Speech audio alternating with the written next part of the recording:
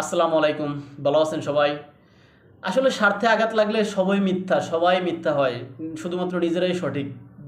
যেমন আওয়ামী লীগ সরকার থাকা অবস্থায় আমরা দেখতাম যে নিউ ইয়র্ক টাইমস সহ এরকম বিভিন্ন পত্রিকা যখন বাংলাদেশ সম্পর্কে বা আওয়ামী লীগ সরকার সম্পর্কে যখন বিভিন্ন নেতিবাচক খবর প্রচার করতেন, তখন সেটাকে আওয়ামী লীগ সমর্থিত যারা ছিলেন তারা সবাই এটাকে মিথ্যা বা ভুয়া তথ্য বলে অবহিত করতেন।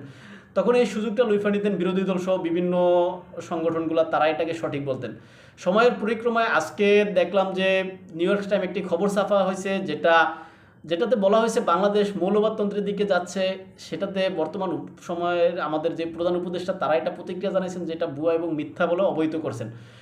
এবং আওয়ামী লীগপন্থী যারা আছেন তারা এটাকে আবার সঠিক বলতেছেন। অর্থাৎ একসময় যারা এটাকে মানে বিরোধিতা করতেন, আজকে তারাই এটাকে আবার সঠিক বলতেছেন। তবে এই ক্ষেত্রে বিশিষ্ট সাংবাদিক মাসুদ কামাল ভাই তিনি এটাকে সঠিক বলে ধরে নিচ্ছেন।